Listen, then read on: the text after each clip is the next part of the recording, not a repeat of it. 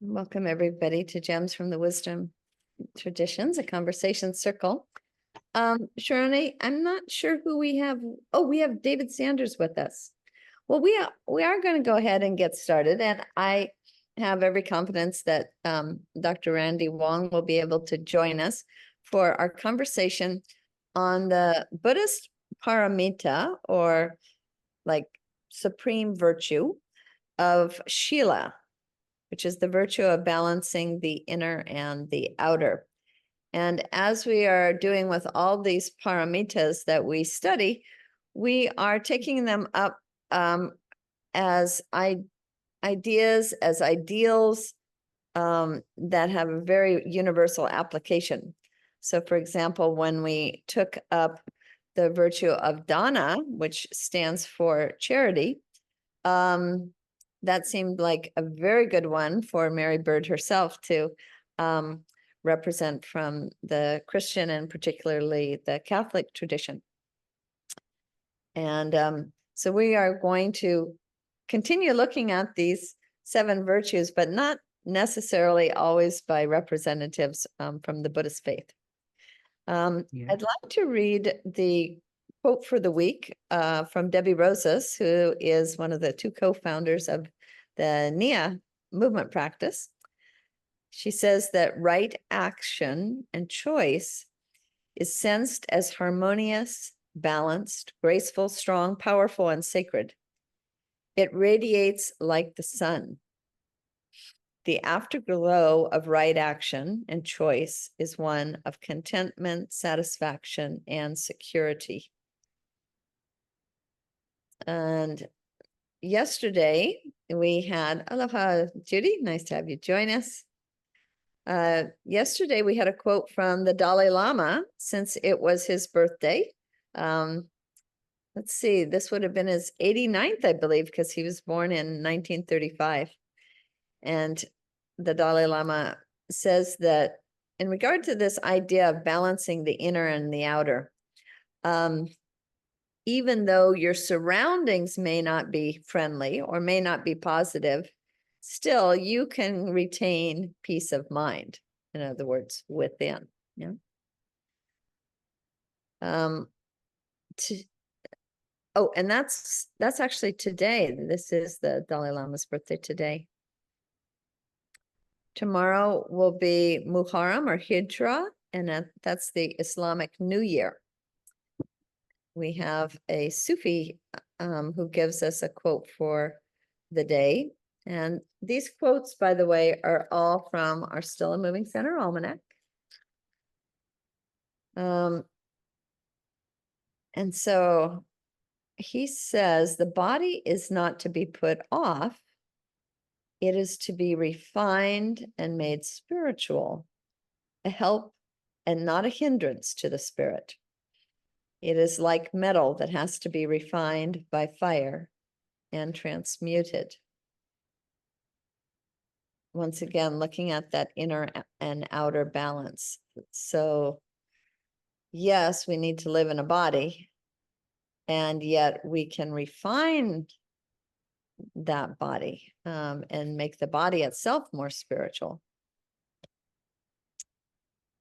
When we get to Monday,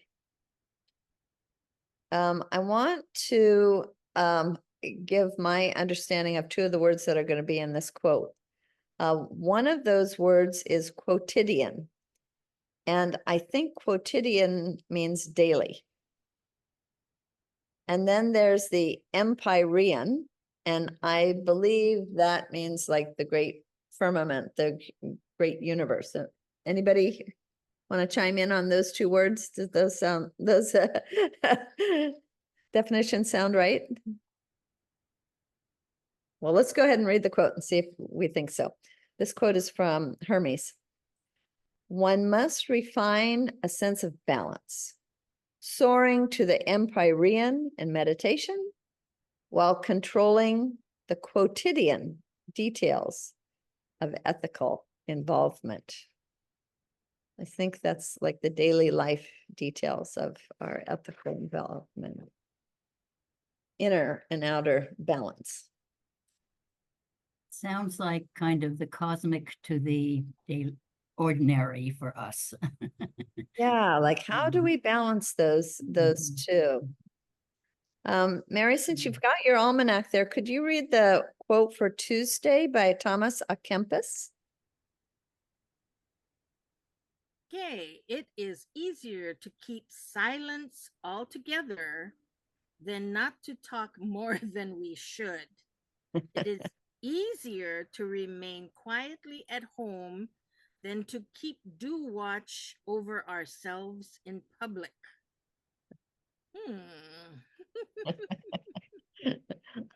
I have a quote in front of me and it says, if you cannot be positive, then be quiet. Yes, it's right in front of me. Do you want to keep going on Sure. Wednesday? Wednesday. All the beautiful sentiments in the world weigh less than a single lovely action. So action speaks louder than words. And for Thursday, we immediately think of those tactless ones, Trackless. tractless, Yeah. tractless ones, Uh-huh. whose wise, those wise beings who move through the world without leaving a trail of karmic damage behind them. Oh, that's nice. Read that one. Yeah, read that one again, would you? Oh, From vid certainly. Mhm. We immediately think of those trackless ones, those wise beings who move through the world without leaving trails of karmic damage behind them. Mm. We should strive to be one of those. Yes. And then finally on Friday, by Jesus, the kingdom is within and without you. So inside and outside. Very good. Mhm. Well, I would love to have a chance for us to just consider this topic. If Dr. Wong is able to join us, wonderful. But I mean, amongst ourselves, we have so much life experience and wisdom. I think we're going to be able to give a very full consideration to this topic of Shila, the virtue of balancing the inner and the outer. And Elizabeth, knowing that you have two other meetings to be at this very moment, I wonder if you might like to share with us, before you might need to go, why this topic drew you and what you might have to say along these lines. Yes, would any of you who have looked at my keyboard model raise your hand just so I can see the keyboard? David has seen it and you've seen it, Renee. Okay. David, are you Because able to actually pull it up and show it to us? Do you have it available? No, you don't. I don't know how to do that, but the point is that it's about an infinite keyboard that goes from matter through energy to mind, consciousness, spirit, which is the inner, right? And the matter end is what we see as the outer. And I was inspired by Taoism because that's exactly the sequence that the Taoists understood when they were trying to teach the place of the human in the universe. And so when you line up the the reason I chose a keyboard was because both quantum physics and standard model physics agree on one thing, that the universe is made of vibrations. So the keyboard kind of represents from slow to the highest, fastest vibrations. And what you see from the keyboard is that when you look at that as being you, you're not a body with a mind, but you're a body mind. You're all of it. And your inner life and your outer life are represented by the far ends of the keyboard, in a sense. And there's so much you can do with that. Like Western science starts at the slow end of the keyboard in the world of matter and tries to derive the whole universe. But one of its foundational statements or axioms, as we call it formally. There it is, yes. Okay, now Oh, thank you. Good. Can you hold it there for just a second longer? that's not my, it's not my image, but it's exactly what we're talking about, all right? Or, Yeah. oh, you did, it is a version of mine. It's what you did to advertise my talk, I think. Right. Hold it for So, 1 second. yeah, If David talks, it'll raise the size perfect. of his, David, can you talk? Yeah. Yes, okay. So what does that do? Does that bring it full screen? It or- can make it if we, No, it's fine. I just wanted to point out that when Western science decrees that what's real has to be measurable, it has to be measurable with physical instruments that can't measure the high end of the keyboard. Whereas the Eastern traditions, like Taoism, start at cosmic consciousness and at the opposite end, the high end of vibrations, and derive the whole keyboard just by slowing vibrations all the way down to the world of matter. So the Eastern traditions have better access to all that we are, all that the universe is, all that each of us is, a matter, energy, spirit being, right? Thank you for finding that, David. Thank you. I just wanted to point out that was what drew me, is that plus I learned the long form of Tai Chi a long time ago. And I don't know it anymore. I sometimes wish I did and think I should go back to it.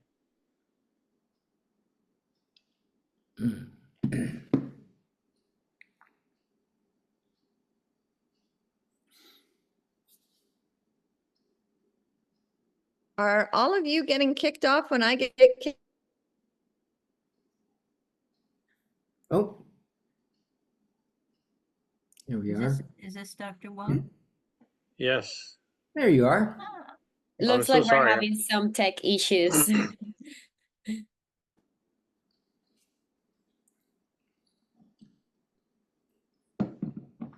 So yes or no, are you getting? Renee. I'm so sorry. I'm having issues with the link, or it just keeps kicking me out for some reason. It's a little bit like that game where you bonk the thing when it pops up and you, what's that called? Whack-a-mole. Whack-a-mole. Elizabeth, what you said reminded me of the idea that if your self-imposed limits are just at let's say the world of science, then that's all you'll ever know, all you'll ever experience. So I love that idea that if we planted from the beginning, as we raised our children from the beginning of understanding that there is more than can be seen, touched, felt, tasted, it opens the doorway of possibility to see the unseen. So thank you for that. It was eye-opening.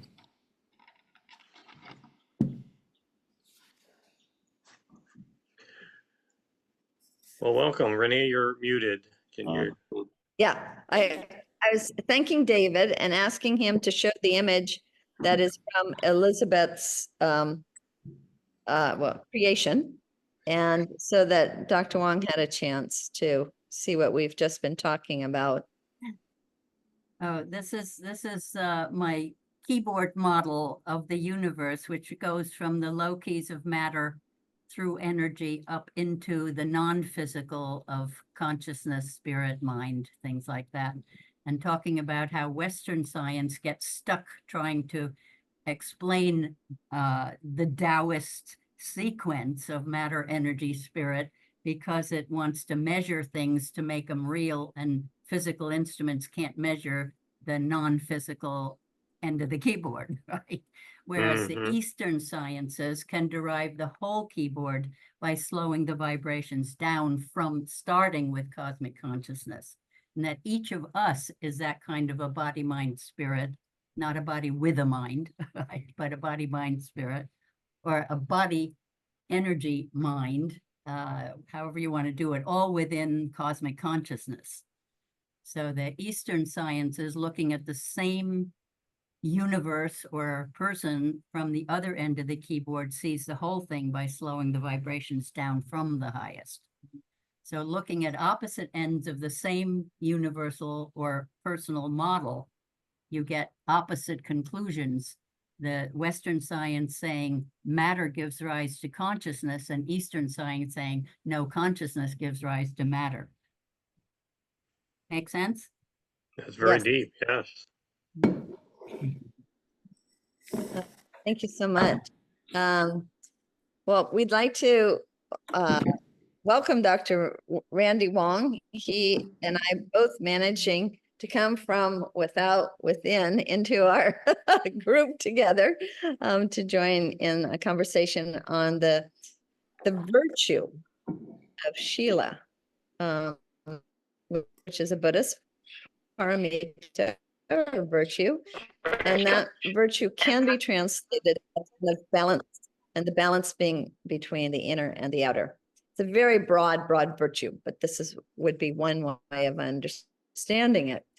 And as someone who has studied Taoism and Tai Chi, and who teaches Tai Chi for Still and Moving Center, it seemed to me very appropriate to ask him to give us some opening remarks in regard to this idea of balancing the inner and outer, which from my experience of Tai Chi is very relevant. So Dr. Wong, we'd be just so delighted to hear from you. Well, thank you. First of all, I apologize for coming on late. I was having trouble actually finding a link. I actually didn't get it. So I just kind of signed in under info at Still and Moving Center and somehow got it, but I got kicked off several times before I actually stuck. So yes, I think it was so funny because I was talking to my student this morning, doing Tai Chi at the park, that when I was in right around the mid 90s, I was trained as a Western scientist in the field of medicine and surgery, and had a patient that we did the $1 million workup because he had pain in his finger and I couldn't figure out what it was causing it. So we came to the conclusion that it was a complex regional pain syndrome. And I told him, I'm sorry, there's nothing that I can operate on. There's nothing showing on the MRI scans or the imaging studies. There's nothing that I could really do for him. So the patient suggested, well, what do you think about acupuncture? I said, well, I don't really know anything about it because I wasn't trained in it, but go give it a try, see what happens. And he had been suffering for some months and years with this pain. He came back to me 3 weeks later. He said the pain was gone. And so my mind just went boom. I said, okay, you know what? With all the training that I've had, there's obviously more that I don't understand. And so at that point, I actually opened up my practice to embrace energy medicine. I had been doing Tai Chi, and so it actually brought in a lot of the Taoist philosophy into my practice. So I immediately integrated my practice with the Tai Chi philosophy, which really embraces balance.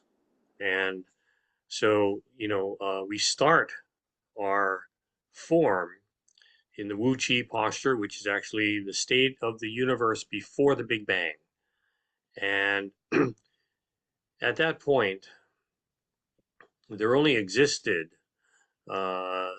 mindfulness and energy. Okay, and mindfulness, depending on your beliefs, you could say it was the mind of God, or it was a process of intentional thought to direct this energy. And we had talked about the fact that this energy was then directed to split into the yin and yang from the Wu Chi position of no energy, of no form, if you would. And thus begat the Big Bang. And at that point, the split into yin and yang then begat what they call the 10,000 things, or the 10,000 opposites, the polarity of the hot and cold, the male and female, light and dark, all those polarities showed up. And it made the universe a very interesting place, because the interaction of those polarities still belonged to the original state of energy and thought. And so this became basically a theater of dynamics as these polarities started reacting with each other. And at the close of our sessions, we always come back to the Wu Qi state, where basically we try to bring everything that has been expressed back into this nugget of energy to remember that that's where it all started. And so it is, very prevalent in Taoist philosophy that everything is perfect at the very beginning and at the very end as well.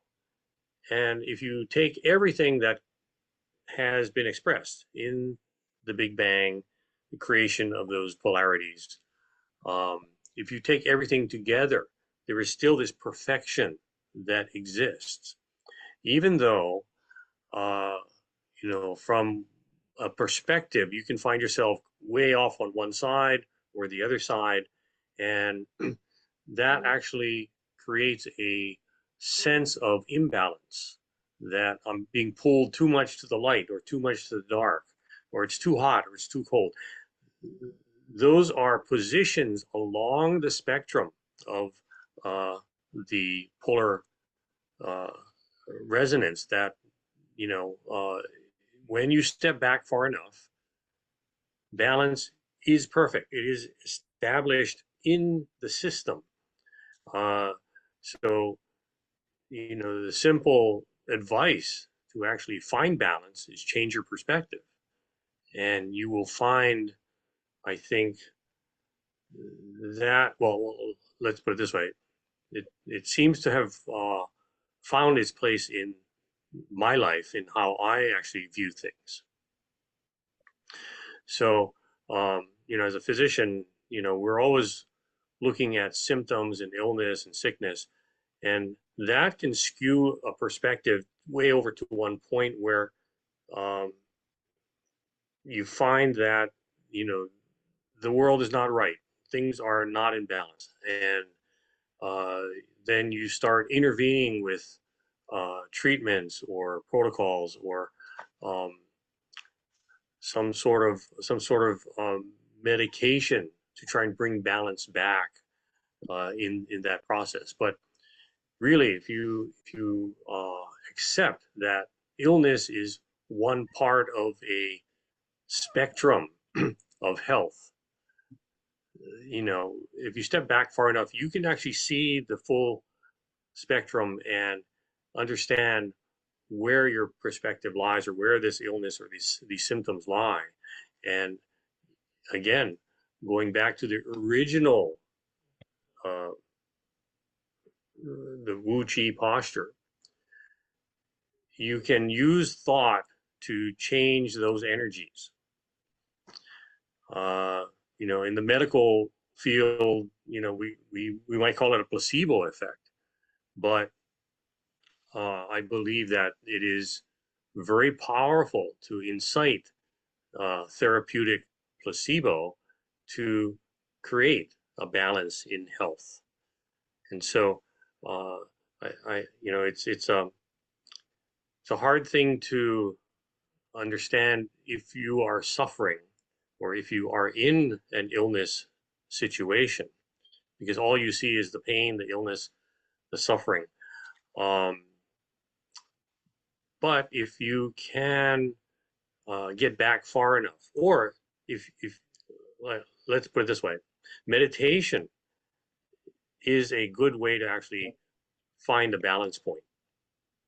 And again, with meditation, using the strength of your mind and thought to find that point, you can sometimes relieve pain and suffering and symptoms without having to resort to surgery or, aggressive treatments. So I'm gonna kind of throw it out there and open it up for comments or questions. If and I guess I've been doing this for so long that it just comes second nature, that when things are not right, understand that it is a temporary phenomenon, that there are strong forces to bring things back to balance. And it's really an appreciation of the miracle of your cells in your body, your tissues, that have a mechanism to right itself and become balanced, without actually going off the deep end and, having to try to control the symptoms. So we say in our martial arts training that the goal is not dominance and control. It actually is find the harmony within, and a lot of that is understanding that balance exists. And as you showed on that image of the piano keyboard going out into infinity, I think Taoist philosophy basically understands this and accepts it, that we start with perfection, we end in perfection. And once, things get exploded out with the Big Bang into the polarities, perfection is still there. You just have to find it. And it is, I agree with that concept that it is a matter of frequency and resonance, which has been, well, I know Dr. Reif in the 1930s, had understood this, and he found that certain frequencies have the ability to change the balance point of certain diseases. He even claimed that he had discovered frequencies to cure cancer. But at that point, the American Medical Association and big business, and certainly the pharmaceutical companies, were not ready to accept that. They said, okay, if you have a frequency to cure cancer, then it's going to put a lot of us out of business. So they shut him down. They censored his work. They actually destroyed his labs and his notes. And fortunately, he was able to get enough information out, and wrote a book about it. And so it is starting to show up, I would say, in alternative forms.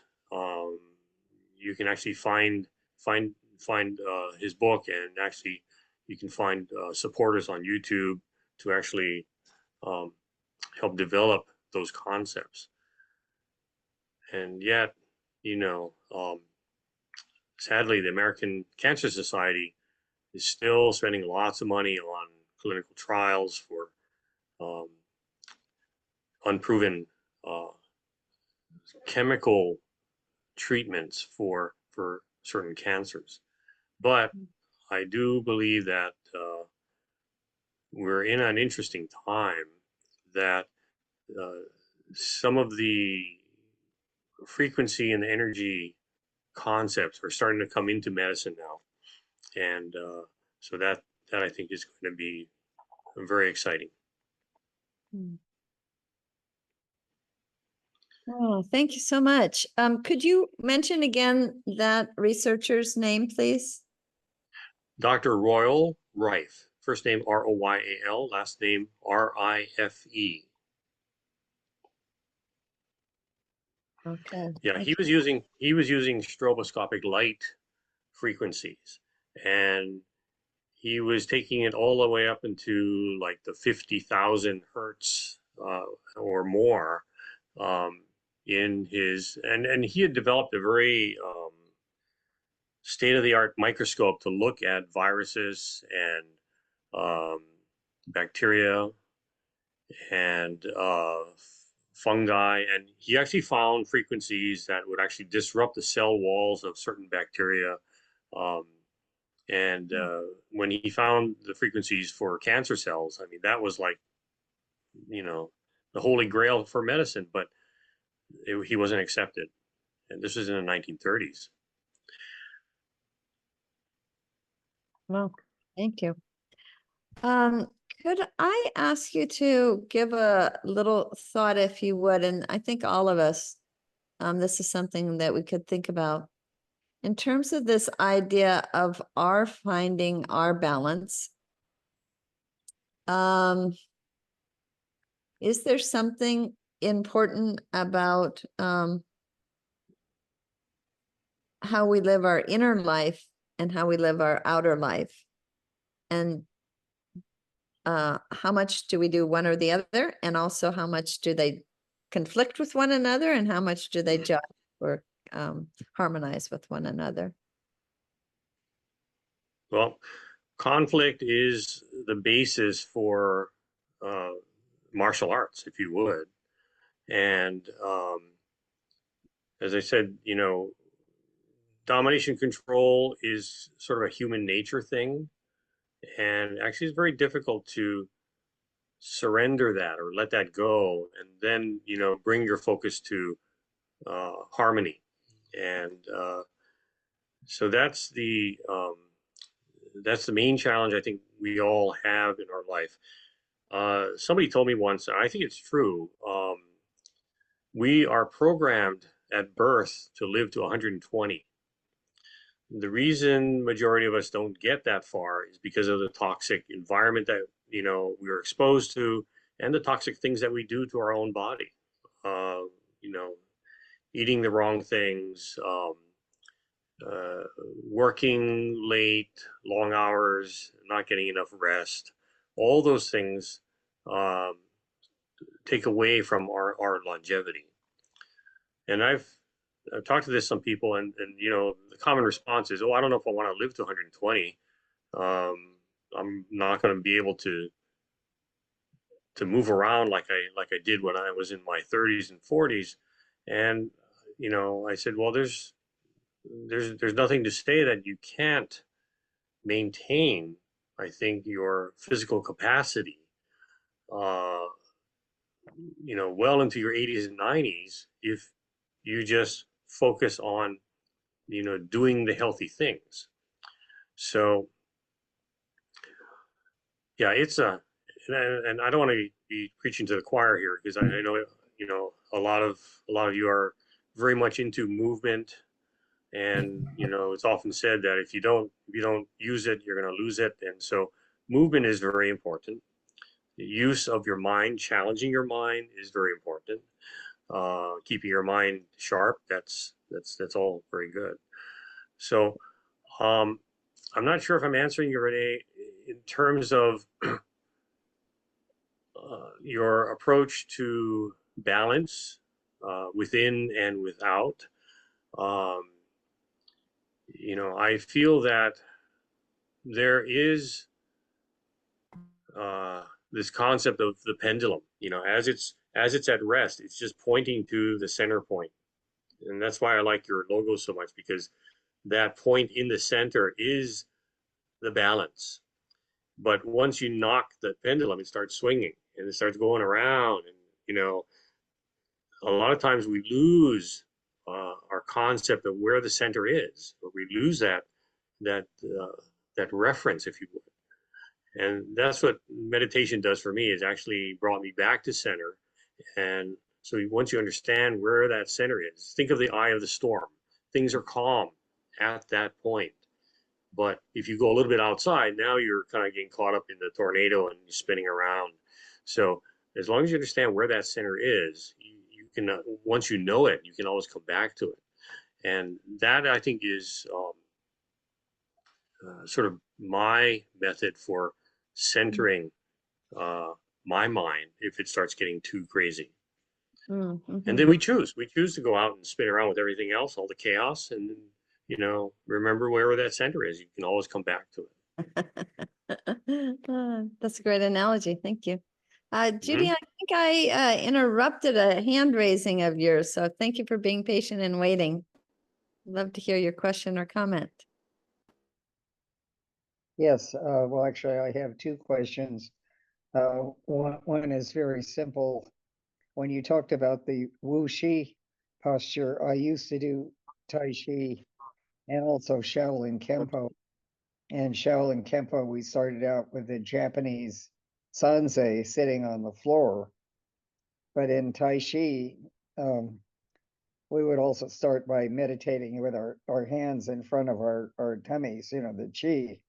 Is that what you mean by the Wu Shi posture in Tai Chi? The Wu Chi posture is really with your feet together and you're standing straight, your spine is vertical, and your head is suspended up to the sky or up to heaven, if you would. And I often teach that your body in this position metaphorically represents the state of the universe before the Big Bang. Okay, and then as you start, you split into yin and yang. So you actually, your left foot moves out, and once you touch down and regain the balance, now you have yin and yang. And that metaphorically represents the Big Bang.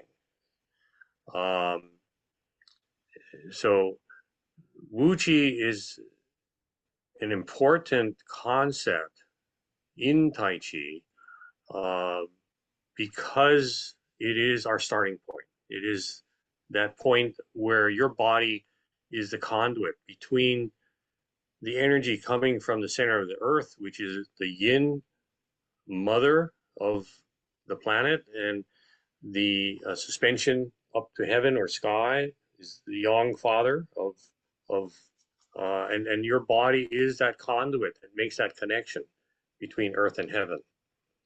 And once you start your Tai Chi form, you're splitting and then moving. As you're moving in the Tai Chi form, that represents the interaction of all of those polar opposites Uh, interacting with each other. yes, thank you. I have started in that position, but the instructor didn't use that term. Well, my other question is, there is a chiropractor named Dr. Joe Dispenza who's written several books, and he's also, of course, really considered a pariah by the medical establishment, not only because he's a chiropractor, but because he thinks that meditation, and he has many testimonials, can cure illnesses, and it is by reaching a higher vibration. And I was on a cruise with him. He hasn't established a clinic. He says he will in Mexico because he's had death threats in the United States. But on this cruise, there was a woman named Irshad Manji, who was an Indian woman living in Hong Kong, and she had cancer. She weighed 88 pounds, and the doctor just gave up on her. All the doctors did, and she started meditating at 2 a.m. in the morning when there's melatonin in the brain. And you do it for about a half hour, and he has guided meditations. And she completely recovered and got married and is fine. Now, I don't practice his form of meditation, although I have listened to some of his tapes, and I have a friend who's a devotee, a volunteer for him, and she swears by him. But his whole theory is that there's a morphogenic field, I think, like Sheldrake says, that is greater than the body, and that if you can get into that higher vibration, then you can cure what is on a lower vibration, or get rid of the cancer cells. I can't fully explain it medically, but apparently it has worked for some people. So I just wonder what you think of that kind of work and its effectiveness. No, I totally agree. I've heard the stories of people with spinal cord injuries. They were told they'll never walk again, and so forth and so forth. And in particular, there was one Tai Chi practitioner who got into a bad accident, ended up quadriplegic, and of course he couldn't move. He couldn't get out of bed. His doctor says, you know, you're just never going to be the same again. The core damage is done, and you know you're never going to recover from this. Well, I know all he did lying in bed was visualize himself doing Tai Chi, closing his eyes and letting his mind go through the Tai Chi form. And, you know, it took him probably a year and a half to actually get his nerves rebuilt, restructured, and using, essentially it's a form of Qigong. It's actually using the mind to drive the energy to repair his tissues. And he was able to get out of bed and walk and do fine. So that's why I do believe the miracles are within us. And you know, sometimes when you get a diagnosis and a prognosis from a medical physician, you know, I'll tell them, look, that's just a perspective based on current literature and, you know, the Western science. But understand that it is skewed. It is not coming from the balance point. It's coming from a point of illness. And the whole Western medical field is based on illness and treatment. And you have to understand that there is a balance point on the other side that is not being expressed. That, you know, if you understand that, you know, we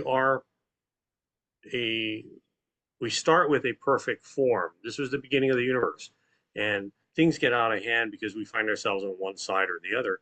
But there is a balance point, and the energies are such that, and particularly with quantum physics now, I mean, they talk about the multiple universe theory. If you find yourself, you know, in bed, paralyzed, you know, very sick, you have to know, or well, let's put it this way.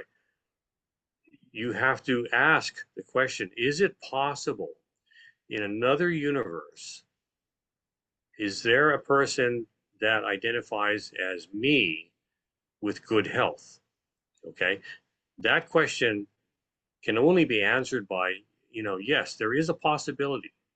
There is no proof, there's no proving of it. But if you accept that there is that possibility, then the energy from that other universe can come in to help heal your body.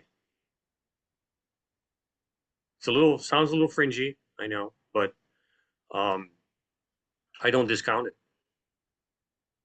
Yes, I agree that it can happen. I was in a severe auto accident over 5 years ago and broke 30 bones in my body. And I lay there at Stanford University, and my friend, who's a Dr. Dispenza devotee, came in. She said, visualize your energies, your injuries. And I started visualizing the C2 vertebrae in my neck that had broken. And I was amazed that what I visualized looked exactly like the x-ray I saw later. Well, that completely healed. Although I've never walked normally, again, I need a walker. I can swim normally. I can't swim normally because my right arm was broken. I blocked the airbag.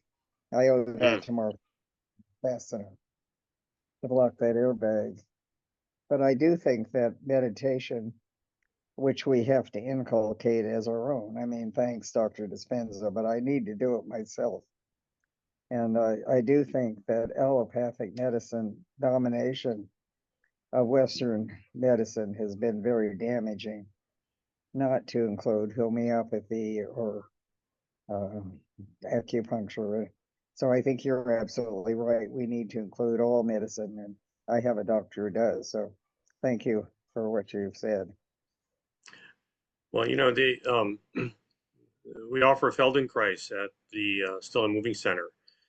and the man Feldenkrais was able to get, I think, if I remember the story correctly, a woman who couldn't walk, was in a, was limited to a wheelchair.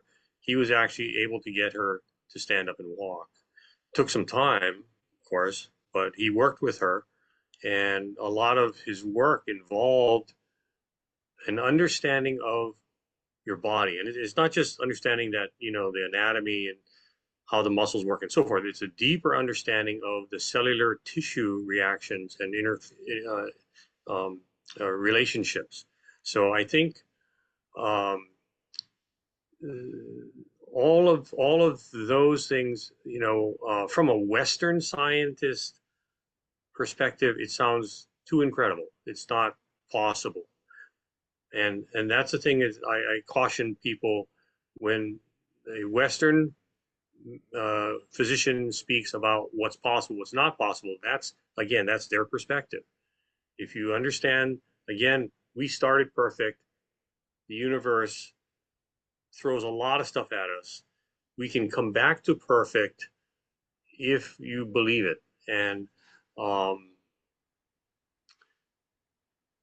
the identity with that perfection is part of, your thought process, your being, is part of the great I am.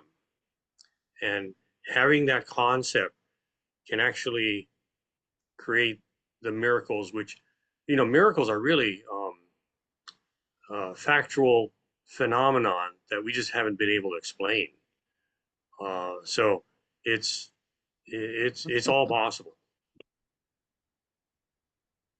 Yeah. I saw Jean about to raise her hand, and then I see that David's hand came up. I do want to just make a little comment about Christ before I call on Jane. Jane, I am such I'm such awe of Moshe Feldenkrais and the system that he was able to find. And a lot of it, as I understand it, has to do with resetting the nervous system. Time I think we're resetting the nervous system, doing anything with the nervous system, we're working with energy, we're working with frequencies and vibrations. So there's something in the way that he understands how these different ways of passing the body through these very, very unusual positions that seems to trigger or initiate perhaps a certain frequency of energy that's corrective. It helps to undo a lot of patterned movement behavior and allow a more balanced, as you were saying, perfect movement to enter in. So it is quite a remarkable practice in and of itself. Jean and then David. Thank you, Renee. Thank you, Dr. Yes. Wong, for sharing. I just reaction to your comments about naturally occurring harmony and our tendency to always find balance within. That just reinforces my belief that the body truly can self-heal. If only we can allow that to happen. And I continue to seek a way in which I can facilitate that instead of fighting. Yeah, so for me, Tai Chi is one form, and of course, meditation. The other thing is, you said something about, perfection in the beginning and perfection in the end. So I'm thinking that culturally, we seem to fear death a lot. And I like to think that death is also a form of returning to perfection.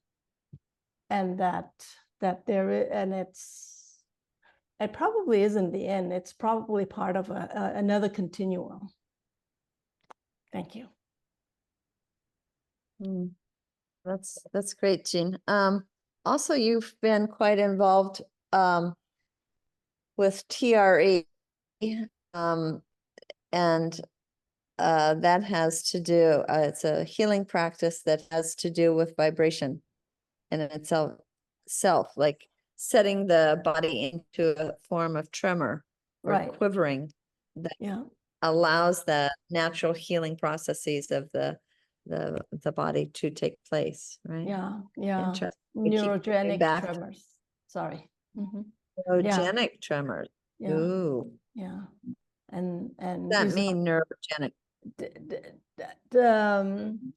allowing the nerves to remap and rewire for the sake of healing, and as in support of the body self-healing.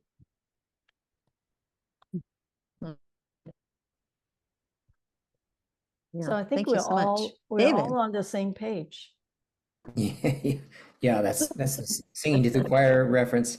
So speaking of parallel processes, which seems to happen as I'm on this call, this just came in.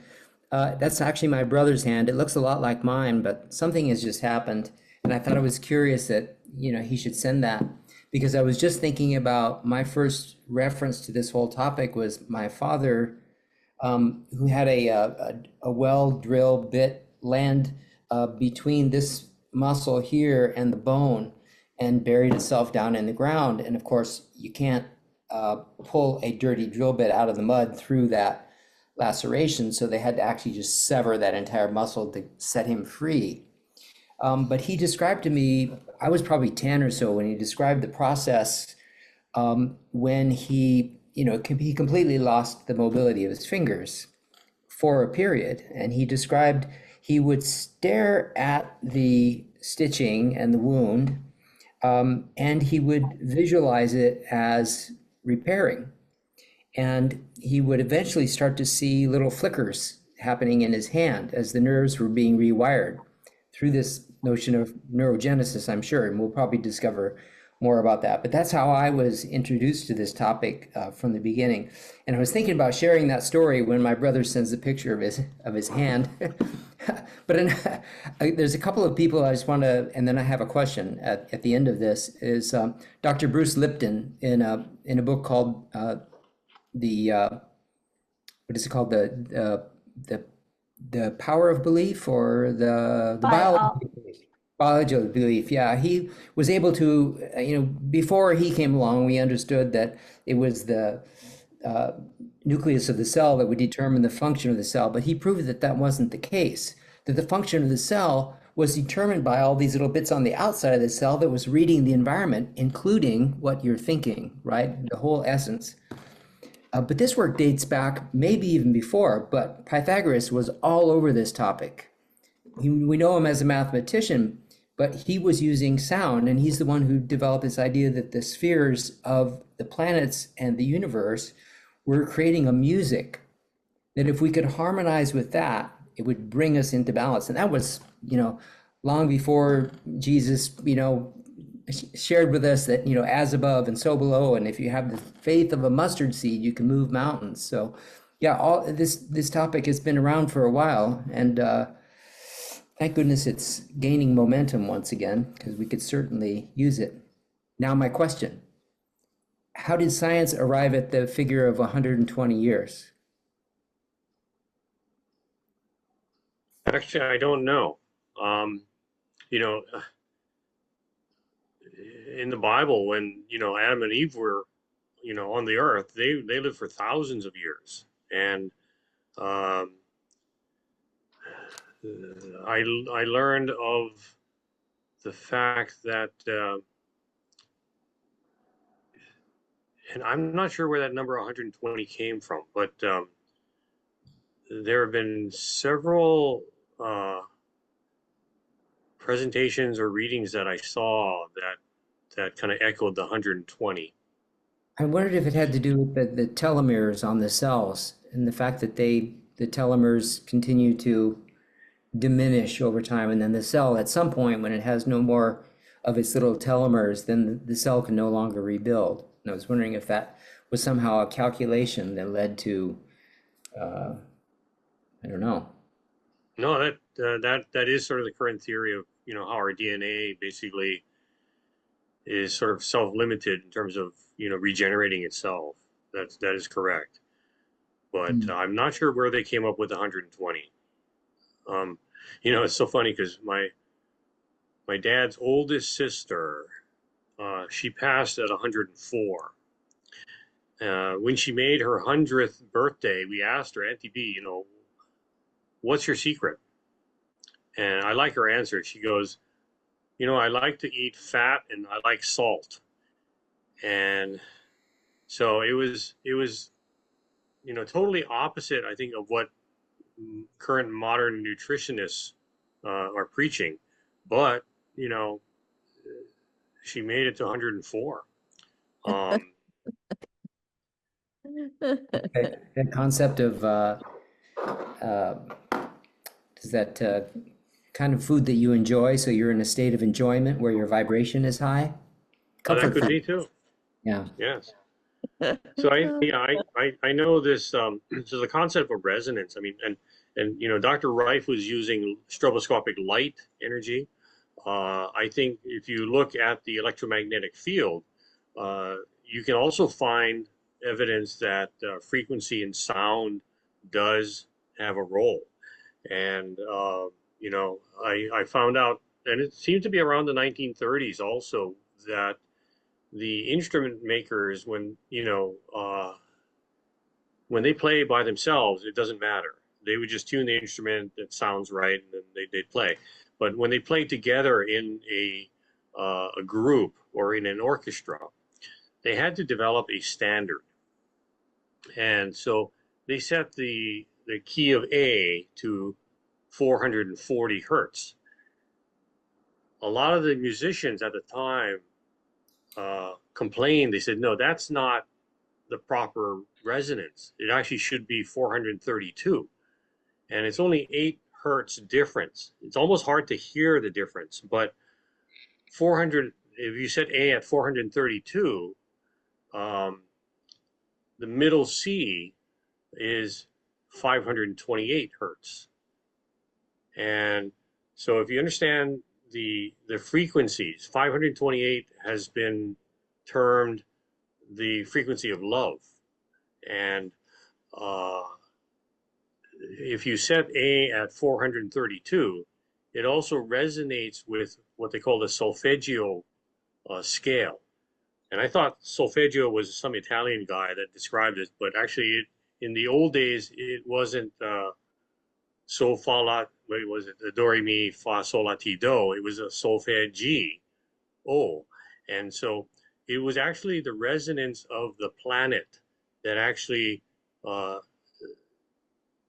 defined that scale with A at 432 hertz. So as you were mentioning that the planets have a certain frequency, and if we listen to their music, how they interact with each other, there's something to that. And but ever since the 1930s, 440 was set at the key of A. And some, actually, there was a conspiracy theory that they said that was done maliciously by people in power to keep the world from really understanding and enjoying music. Or keep it sick. Yeah, pretty sick. Yeah, You know, and certain music, they can certain sell us music, drugs. yeah, certain music you listen to, it just doesn't sound right. It doesn't, you know, it doesn't get to you. And then, you know, and at the 432, if you listen to it, you know, it really kind of lulls you into sort of a meditative state. It can create that lullaby effect where you're resonating with the planet. Fascinating. Well, I do see Judy's hand, and I imagine there might be a few other people who have comments to make. I also see that we're at 404, speaking of numbers, And so I'm just let you know next week's theme will be the beneficence of karma, which I think is probably very, very akin to what we've been talking about here in terms of original perfection and returning to that original perfection. In the meantime, doing so, we have to become what was called one of our quotes for this week, the trackless ones, who go through the world out leaving trails of karmic damage. But it sounds like even if we are leaving karmic trails, there is a beneficence to it. So that will be interesting to hear about. I want to thank Dr. Wong so much. And then I'm going to say those of us who'd like to stay online, and I do want to be able to hear Judy's question, we will do so. And Dr. Wong, just thank you for fighting your way through getting onto the call with us today. Thank you for staying with it, because everything that you had to say was just so illuminating and really spurred a wonderful conversation that many of us want to continue. So thank you very, very, very much. Well, I thank Shironi for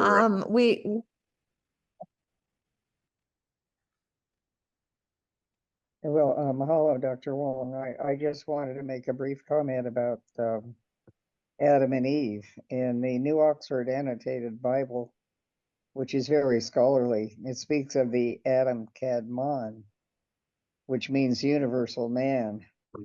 And in the Hebrew, Yod He Vav He would be the idea of Yod He Vav, male and female.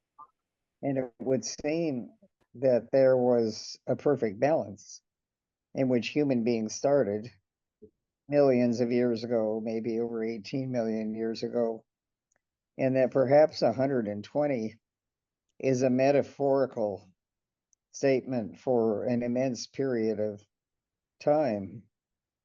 I mean, what the Hindus might call a manvantara or a period or yuga, and it isn't literal. And it seems to me if we could all live happily to be 95 or 100, the world would be wonderful. We would probably be in perfect balance.